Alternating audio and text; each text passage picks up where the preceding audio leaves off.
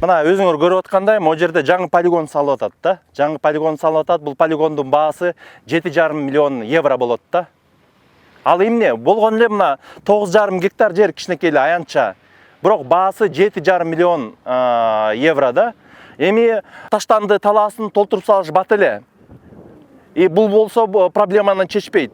Бизге эмне керек? Бизге таштанды, тамак аштын калдыктарын бөлүп чыгарыш керекпиз. Эң биринчиден мына могу жерде свалка күйүп атат. Эмнеге? Тамак аштын калдыктардан газ чыгат, метан газ чыгат. Ошо өрттөнөт, түтүн болот да.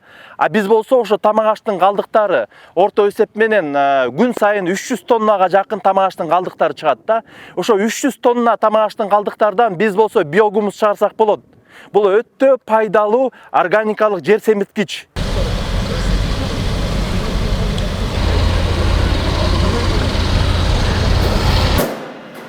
На данное время мы сейчас находимся на станции переработки биоразлагаемых отходов.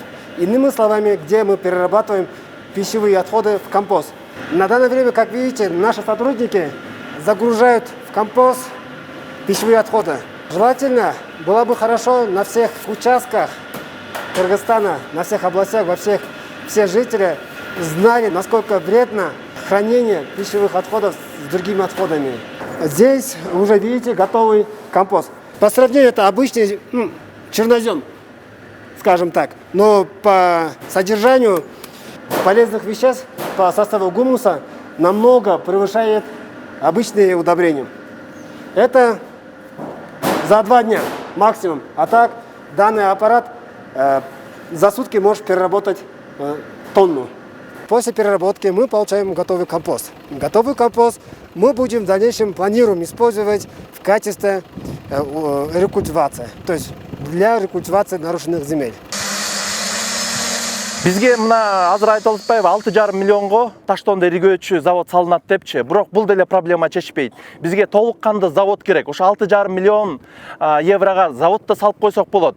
Жөнөкөй эле иригөөчү линиянын баасы орустарына бизге келди 200 000 евро эле турат экен да. А бизге жана компостирование деп кадимкидей тамак аштын калдыктарынан биз болсо жер семирткич чыгарыш керекпиз. Андан тышкары жана желим бөтөлкө, айнек, кагаз, металлдарды өзүнчө бөлүп чыгып, муну сатып, мындан пайда киреше көрсөк болот да.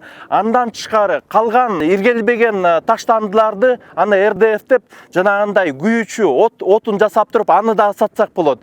Цементный шиферный завод ТЭЦке да көмүрдүн ордуна отун катары сатсак болот.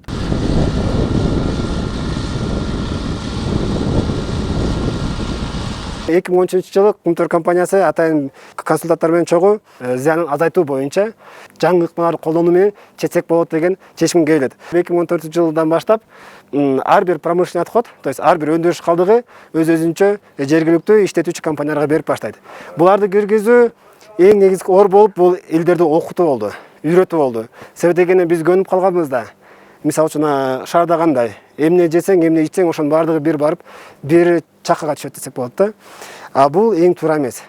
Азыр көрүп атасыздар, бул пластик, дерево, бумага, булардын баардыгы кетип, мамлекетке берилет дагы, бул экологиялык жактан эмес, и экономикалык жактан да өтө пайдалуу деп эсептелет. Ошонун баардыгы Бишкек шаарына эгерде киргизүү мүмкүн болгондо, киргизгенибизде абдан чоң, жакшы эме нерсе болмок да.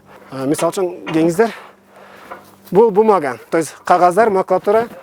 Бул жерде ушундай кылып, ар бири бири-бирине кошулушпаш керек.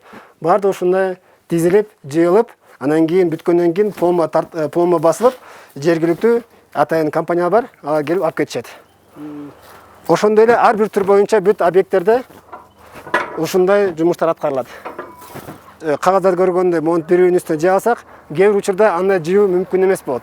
Себеби дегенде алардын көлөмү абдан чоң болгондуктан биз аны атайын монтип түртүп, көлөмүн көбөйтүп, анан кийин жиберебиз. Бунун баардыгы жергиликтүү компаниялар иштетишет. Кайрадан иштетишип, будан башка бир нерсе чыгарышат.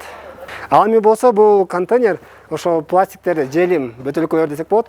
Ал эми билесиздер, пластиктер өзү жок дегенде 1000 жыл жашайт. Бул деген 10 кылым. Буну кайра иштетип, бунан башка бир үйдө колдонулган идиш аяктак, чакка, таштек жана башкаларды чыгарсак болот.